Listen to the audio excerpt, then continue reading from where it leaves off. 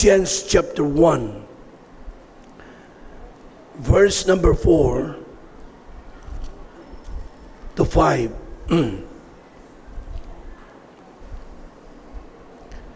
Verse number 4.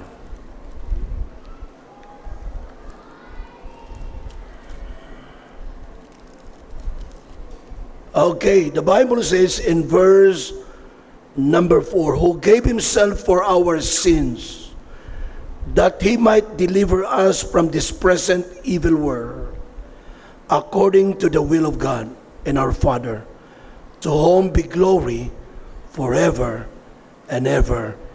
Amen. Let's pray. Our Father, thank you for the Word of God today. Thank you for the songs, the choir, the solo, the orchestra, the fellowship, to our visitors today. Lord, I come today with a humble heart. And I pray for your understanding and wisdom. Empower your servant with your Holy Spirit and your people. Help me preach. Help me to preach your word in your wisdom. May your name will be glorified. Save the lost. Challenge your people preaching the gospel to the regions beyond. All this we ask and pray in Christ's name. Amen and amen. Thank you. Be seated. So I would like to share to you this morning about the importance of the gospel. We know that the gospel is the death, burial, and resurrection of the Lord Jesus Christ. That is the full gospel in the Bible, or the importance of the preaching of the gospel. As I studied Galatians chapter 1, I was reminded of the many difficulties we face today. We face political crisis. We are facing social challenges. We are facing economic crisis. At yung iba ay ginagawa yung mga diskarte para sulbarin ang mga nangyayari sa ating paligid sa araw-araw nating buhay. Kung paano masulbar ining mga krisis nga nagaptabo sa aton. But you know, the fact of the matter is, no human organization can solve the problem of the world today. If you study the prophecy in the Bible, especially in the book of Revelation, isa lang ang alam ko na makasolbar sa problema ng mundo. You know him? The Antichrist. The Antichrist, according to the Bible, siya lang ang makasolbar sa ating nasyon. Anong gamito niya? One world government and one world system. Kaya nga itong mga rumors of wars, nagigera ang Amerika, China, Russia and Ukraine, Europe against Russia, Canada, war on trade, and America. First time nga nangyayari yan in the history sa tinatawag nating Canada and America. Kaysa siyempre sila yung pinaka-close nga allies since the beginning. Pero darating ang time na magkaroon ng pag-iisa before or after the Lord Jesus Christ will come. And the Bible tells us that worse is coming to come. Ang sabi ng iba, hindi naabutan ng 2030, malaking mga pagbabago at malaking mga, shocking na mga mangyayari before 2030. Kaya sabi ng Bible, it is better to trust in the Lord than to put confidence in men. Mga kapatid, gusto ko mo i-remind sa umagang ito that God deserve your trust. Pero hindi lahat ay just temporal. Ang mangyayari dito maging masubo, maging malisod pagid ang kabuhi nga palabuton as the Bible says. The greatest need of humanity faces today actually is not economic crisis. It's not social or political crisis. The greatest need of our days is spiritual need. Na ang tao ay dapat bumalik sa Diyos. If my people which are called by name shall humble themselves and pray and seek their face and turn from their wicked ways, then I will hear from heaven, then I will heal their land. Ang pinakamalaking kailangan ng tao, labaw sa tanan, ay ang Panginoon. Kaya nga, people are looking for solution. Pinagi sa gawom sa tao. Ma-people's power sapagkat si Tatay Digong nandun na sa ICC. Nakakalungkot kahit mga pastor nagaway-away, nagdidebate dahil lang kay Tatay Digong. I'm not for Marcos, I'm not for Duterte. I'm for God. Kaya kayong mga Kristiyano, huwag na kayong sumali sa sa mga Facebook. Huwag kayong umiyak sapagkat mahal niyo si Digong. Mayaman si Digong, ikaw ang kawawa. Huwag kang maawa sa isang tao na wala namang not for Marcos. Pero alam nyo, dapat ang ipanalangin natin according sa Romans 13 ay yung mga nakaupo sa posisyon sa gobyerno. Kailangan nila ang panalangin natin. Basahin nyo, Romans chapter 13. I have no time for that. The Bible says this is the signs of the times. Kunin natin sa ating pag-iisip na ang tao ang meron lamang solusyon nito. Brethren, we need to look to Jesus Christ as the solution to every problem that we face. Why? He can alone to provide what we really need.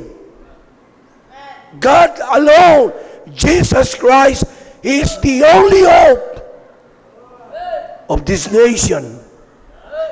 The only through Him can we be assured of an eternal future of peace and rest.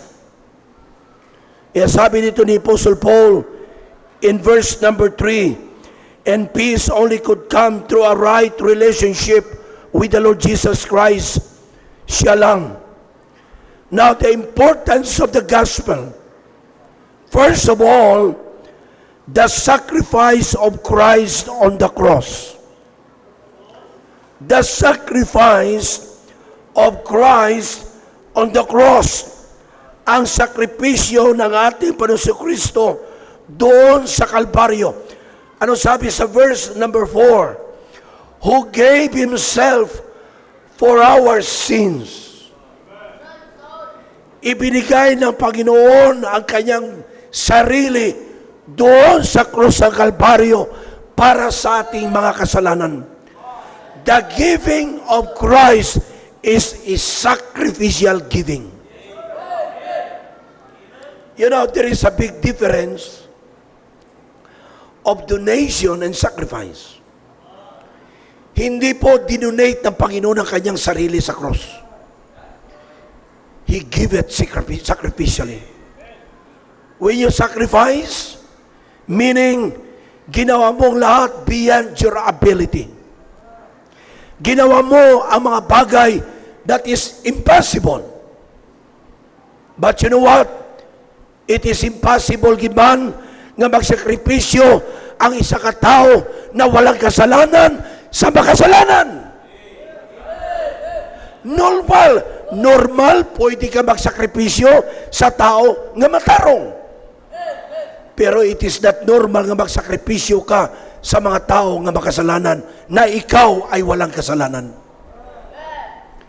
Jesus he did not know sin, sabi ng Bible.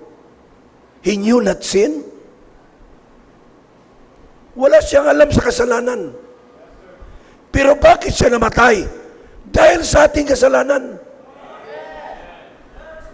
Kaya napaka-importante ng Ebanghelyo na dapat natin ito ibantala. Why? Because we are investing to Christ. Why? Because the gospel is the most important, the good news that people must be heard and preached to the people. Kaya tayo napipreach kahit mainit. Why? People must heard the gospel. The gospel is for everybody. Kaya nga, ang tao ay nagkasala sa Diyos. Listen, kung ang ating Panginoon Kristo nagsakripisyo sa lahat ng tao, dapat tayo bilang anak ng Diyos, magsakripisyo din tayo para ipangaral natin ang Ebanghelyo. Amen? When you give your money for the gospel, it's not sacrifice. Ipalagay natin, ang kaligtasan ay libre. Salvation is free. It's a free gift to those who receive it right. Pero ang katotohanan ng kaligtasan is not really free. Alam niyo bakit? Sapagkat ang ating tinanggap na kaligtasan, ginsakripisyuhan ito ng Panginoon. He paid it all. He paid it with His own blood that was shed on the cross on Calvary. Kaya hindi totoo libre. Supposed to be may nagbayad. At ang ibinayad ng Panginoon ang kanyang sariling bugtong na anak na si Kristo Jesus.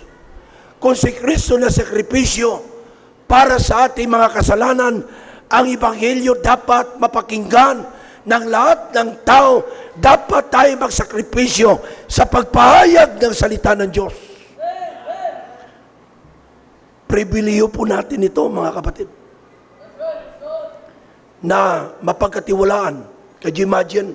Sa atin ipinagkatiwala ng Diyos ang mayong balita. Kaya sabi ng kanta, from the cross to the church and to the world. Inumpisahan ni Kristo, tatapusin natin hanggang ang lahat ng tao ay makapakinig ng salita ng Diyos. Huwag tayong maging tamad, mga kapatid. Mga politiko, gapainit gani sila. Nasa kanila para lang just for 3 years. Itayo ang aking mandato. Mandato ito ng hari sa mga hari, Panginoon sa mga Panginoon. Go ye and preach the gospel into all the world. Mandato na galing sa langit. This is our greatest responsibility. Listen, we are now in the last days. Brethren, this is the best time to serve God. The importance of the gospel, the sacrifice of the Lord Jesus Christ, not only the sacrifice of Christ, the importance or the substance of the gospel is the substitution of Christ. The sacrifice, the substitution. Remember this. He has no sin. Kaya nga nung sinabi ni Poncio Pilato, wala akong nakita na kasalanan sa taong ito.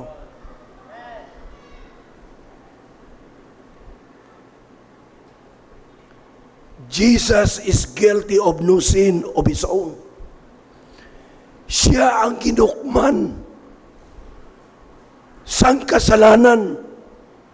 Siya ang nagbayad sa kasalanan ng kasalanan ko at kasalanan mo.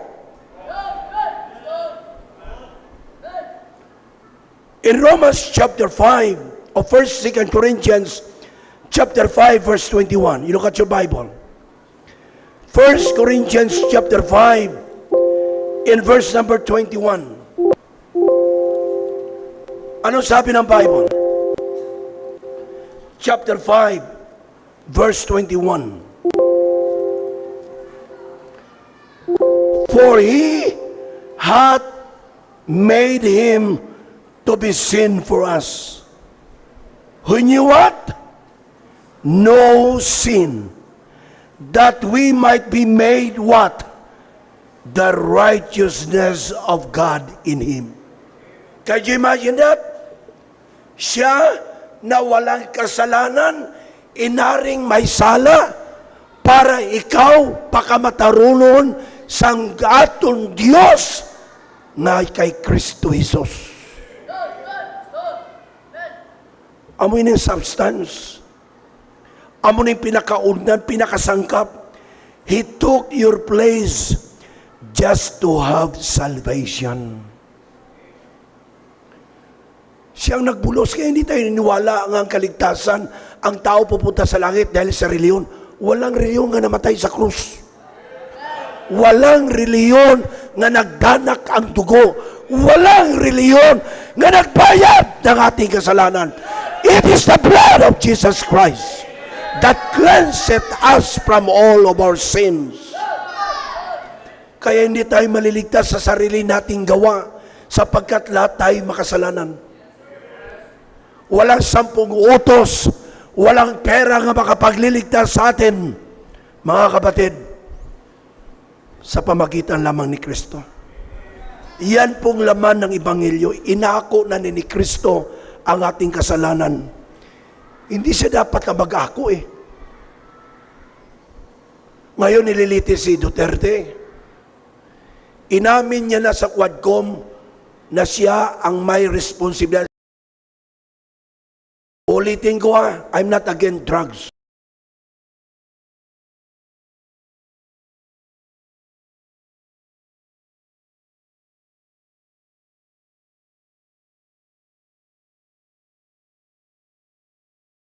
Nagbigay ng buhay sa tao.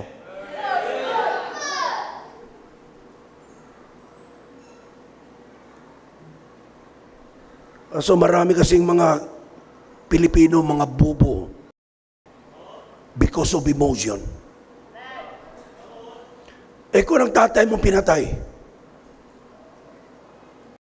tapos sabihin nyo, bangag si Alam mo ba nga bangag siya? Baka ikaw bangag. Ipalagay natin masama ang presidente. Sabi ng Bible, pray for those who are in power and God ordained the authority in the government.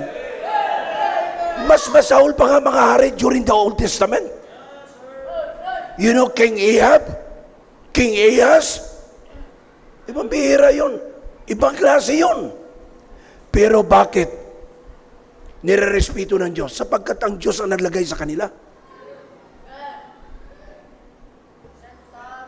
Kaya tigilan mo yan. Nag-aaway-away yung mga Pilipino dahil sa social media. Tama na. Kung mahilway man si Duterte, praise the Lord. Pero kung mabilanggo siya, ilan na lang ang oras niya? 80 na siya. Ikaw bata-bata mo pa. Sagi kay Intra. Wala jurisdiction, wala karapatan ang simbahan na sumali sa mga ganyang bagay. Sabihin ko sa inyo. Huwag kayo mag-comment dyan. Mag-sulwining na lang kayo. Kala mo, parinti mo si Digong. Hindi pa hibi-hibi ka pa, tapos sa people's power ka pa. People's power ka, ikaw lang isa. Bira. Grabing emotions ng tao, no? Ibang klaseng emotions ng tao.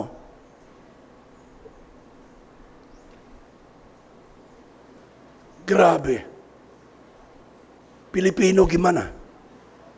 Ako'y Pilipino, taas noo kahit kanino, ang mamatay ng dahil sa'yo. Oh, sigurado mo pakamatay ka sa nasyon naton? Hindi ka gani ka painit para sa nagpakamatay sa imo. Oh. Ining nasyon hindi way manikabuhi. Ang Diyos ang nagpakamatay para sa iyo. By offering Himself, by our place, Jesus endured the wrath of God and judgment of God because of sins.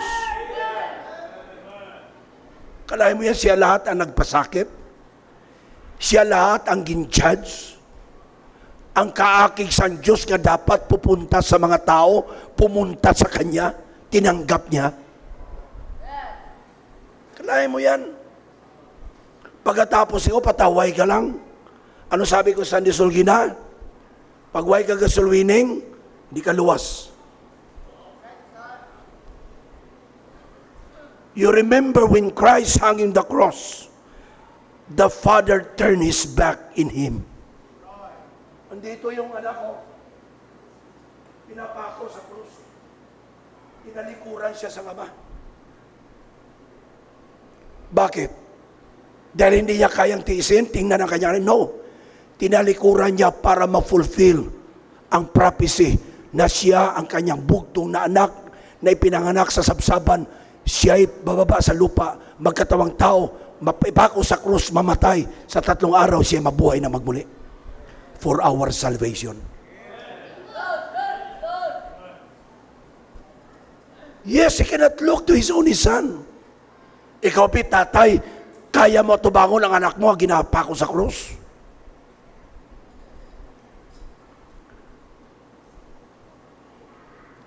Alam mo, napakabigat. Ilang bisis yan natumba. Doon sa Via Dolorosa, Pilaca Station. Sa 7 Station, hindi yan natukaya. Ilang bisis yan nadapa. Gusto mang kunin ng ibang disciple, kinaya niya hanggang makataklad dito sa Mount Golgotha, sa Mount Calvary. Ang cross nagasimbolo ng ating kasalanan ng bawat isa sa atin. Na dapat ikaw at ako ang ipako.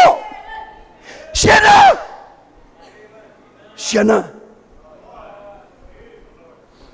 Pag-isipan nyo na mabuti, mga kapatid. The crucifixion of Christ at the cross was not a joke. It was real. When they crucified Jesus Christ as a man,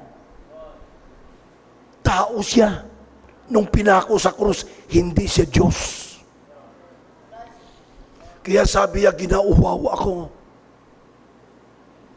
Instead na bibigyan siya ng tubig, binigyan siya ng suka na may abdo. But you know what? He took your place so you could have salvation. Try to imagine the pain, the sacrifice He made. Pero ngayon, ginabaliwala lang natin ang pagpahayag ng Ebanghelyo. Wala lang sa atin ang ginawa ni Kristo. Bakit biro tayong church, wide soul winning? Bakit pumunta tayo sa island? Nag-minister tayo sa jail? Bakit biro tayong Mrs. Caravan, Mrs. Conference? Bakit? Lahat yan dahilan sa kaluluwa ng mga tao. Sabi ko sa inyo, almost 4 billion ang ginasto natin last year para lang sa evangelism. Why? Because of the gospel. Nobody cares. Ano pakialam sa mga politiko sa atin ginagawa? We have our own government. The state is a government. The church is also a government. Hindi tayo nanghihingi sa gobyerno para mag-feeding program tayo. Hindi tayo nanghihingi sa gobyerno ng bigas para ipamigay natin sa mga tao. Obligasyon sa church. Why the gospel is so urgent? Because it is the life of Jesus Christ. Without the preaching of the gospel, people won't be saved. How can they hear without a preacher? Preach. Number 3. Number 1, we have the sacrifice of Christ, the substance of the gospel. Number 2. Ano number 2? Lipat na kamo dayon now. The sacrifice. Number 2, the substitution. Nga dapat ikaw, nga pangit, siya na ang nag-ako sa sala mo. Kung may kaibigan ka, nakapatay, akuin mo? Ayaw mo. Ikaw, tay, kung nakapatay si Julius, akuin mo? Mas lalong hindi. Siya lang. Di ba? Walang tao nga maka-afford na ang kasalanan mo na ginawa, kaya niyang akuin para lang sa tao na yan. Ang Diyos lang ang gumawa nun. Intindihan nyo? Ang Diyos lang. Number 3, the sovereignty of Christ. Verse number 4. Galatians chapter 1, verse number 4. Who gave himself for our sins, that he might deliver us from this present evil world, according to the will of God and our Father. We're living in a troubled world, an evil world. Kaya huwag ka nang mag-aambisyon na mamuhay ka pa dito na matagal. We have our residence in heaven.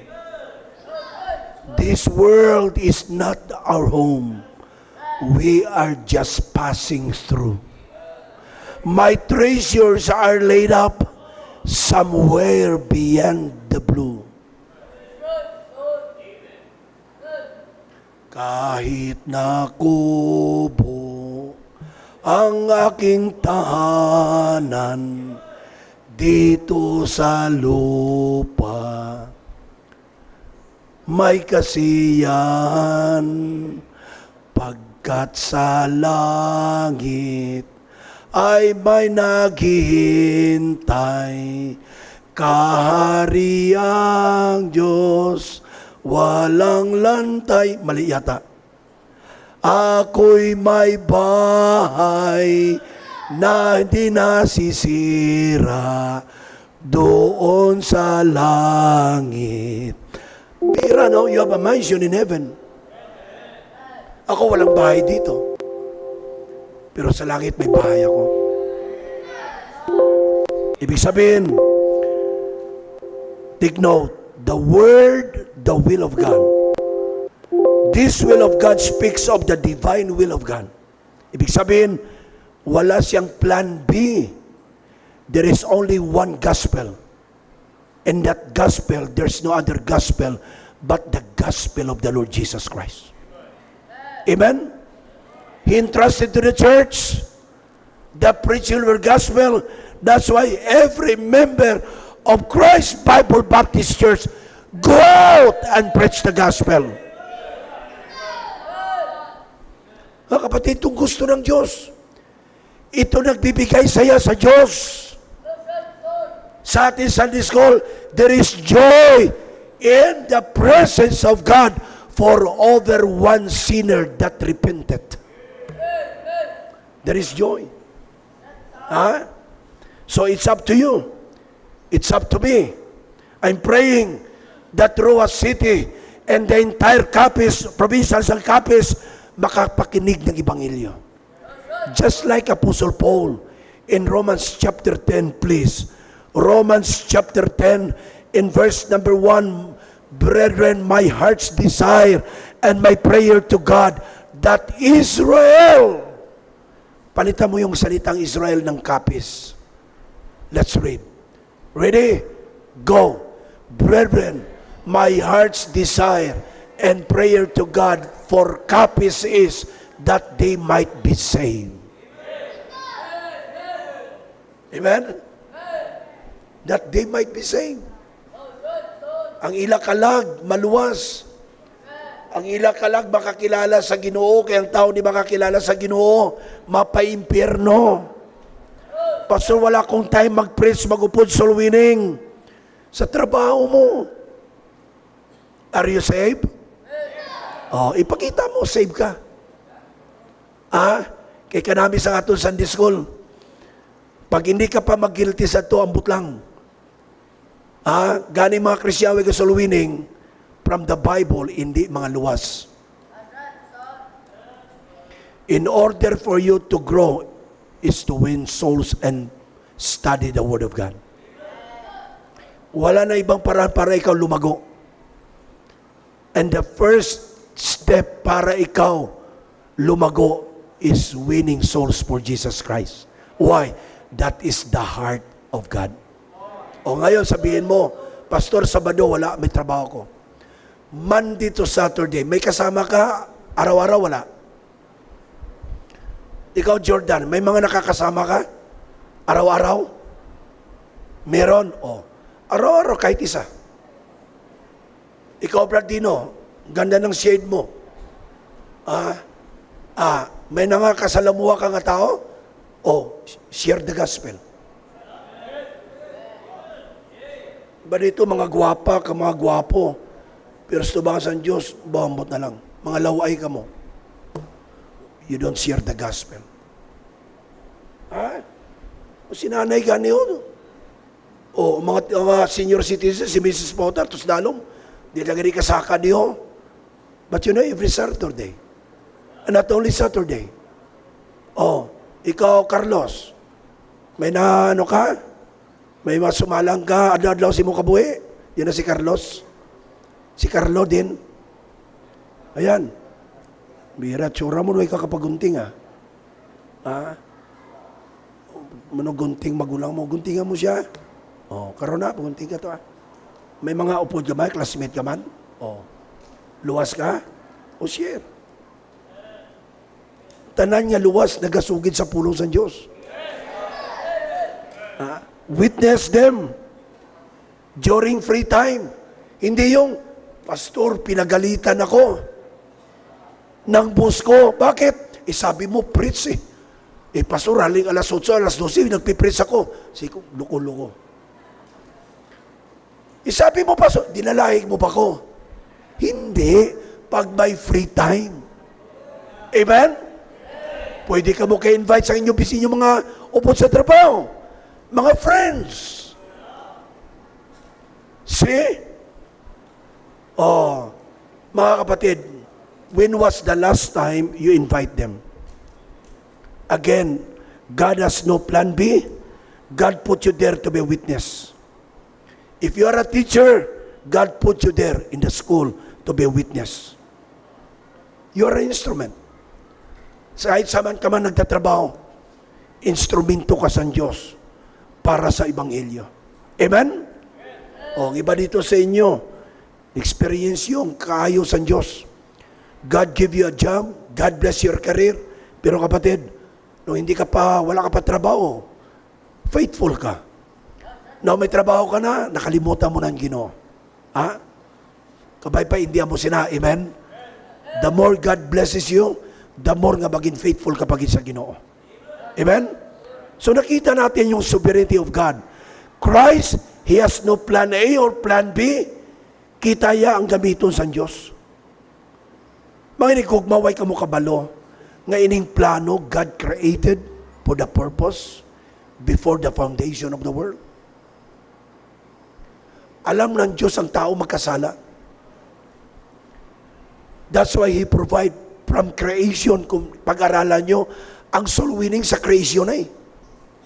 Pastor San, sabi ng Bible, go and replenish the earth. Go and multiply. Kaya ginawa ng Panginoon, kumuha siya sa skin goat at ipinabayo, ipinadamit sa kay adang kay iba. Sapagkat they are naked when they commit sin. Di ba? Naglagay sila ng mga dahon-dahon para mataguan nila ang kasalanan. Ano sabi niya? Lord, where art thou? Sabi ng Panginoon. Lord, we are here. We are naked. Sabi ng Panginoon, you are not naked. Dahilan yan ang kasalanan na ginawa nyo. God provided the goat skin. God provided hanggang sa time ni Noah, ang soul winning nandun na. He preached 120 years but nobody responds. Ando na. Until sa New Testament, God provided a lamb, which is the Lord Jesus Christ, that John the Baptist preached, behold, the Lamb of God, which taketh away the sins of the world. Kita nyo kung gaano kinahi kamahal ng Panginoon. Alam ng Panginoon magkasala tayo, pero He provided us salvation through Jesus Christ. Jesus Christ would come for the sins of humanity. Ang kaso subong ni Duterte na rin,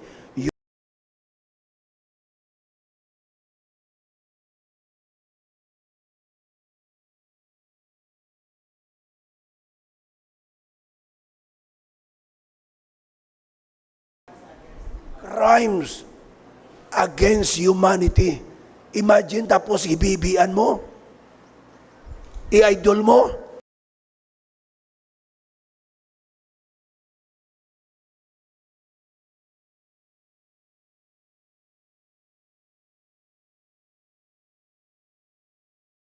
Came for humanity.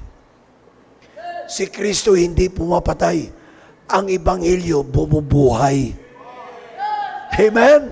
Ito po ay nagbibigay buhay ng buhay na walang hanggan.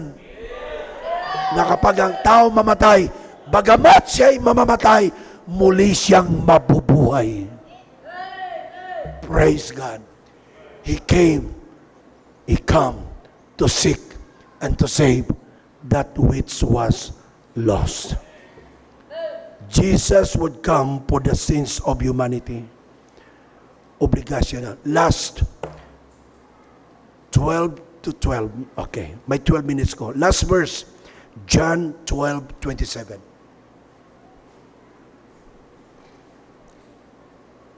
John 12:27. Now is my soul troubled. This passage bago patayin si Kristo. Bago siya dalhin sa cross. And what shall I say, Father? Save me from this hour. But for this cause came I unto this hour. 28. Father, glorify thy name. Then came there a voice from heaven saying, I have both glorified and will glorify again. 29.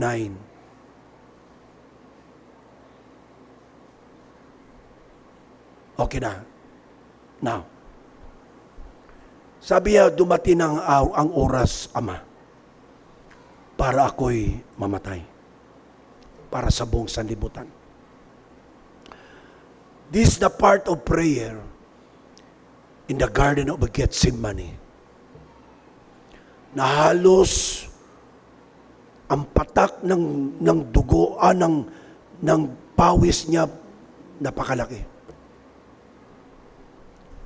And he's praying to his Father that if possible, that let this cup pass from me. Alam bakit? Alam ni Kristo bilang tao. kung gaano kasakit nga siya ay latiguin ng 39 stripes sapagkat 39 lang according to the Jewish nga sentence nila. Pagdating sa 40, patay ng tao. Like Apostle Paul, he received 39 stripes na halos wala ng dugo na lumalabas sa kanyang katawan. Halos lahat, pati ang laman, kapag hinagisan ng latigo, pati laman, makukuha. Kaya sabi niya, Father, if it is possible that this cup will pass from me, kung pwede lang,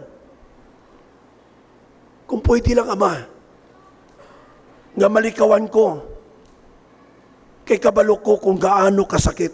Alam ko pupunta ako sa krus ng Kalbaryo. But you know what he said? He said is this, nevertheless. Ibig sabihin, okay lang. Tanggap ko naman eh. Kaya ako nagboluntaryo, Ama, dahil ako lang ang makagawa nito. Walang sino man na pwedeng mamatay para sa kasalanan ng tao. May nag-post nga vlogger, ng isa ka comment. Si Duterte lang kuno ang baka ano sang, ano to? Sa kasalanan. Ano to? Basta mo na, do siya ginimo sa nga si Jesus. Makomment ko tani, galing ayoko na. Kalain mo yan.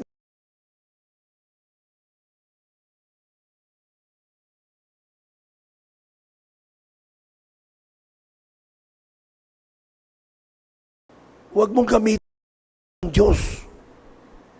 Walang sino mang pwede mong ihalili kay Kristo kahit si Kibuloy. Si Kristo lang makagawa niyan.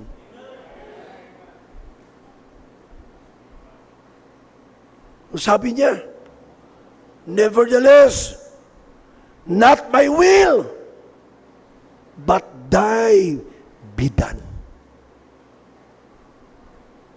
Just to fulfill the prophecy. Kabalo siya nga hindi madali. Hindi basta-basta. Siling niya, hindi ito gusto ko nga maaguman ko. Pero kay siling mo, imo ini gusto, imo ini kabubuton, Ama ko, glorify thy name. Antuson ko ni.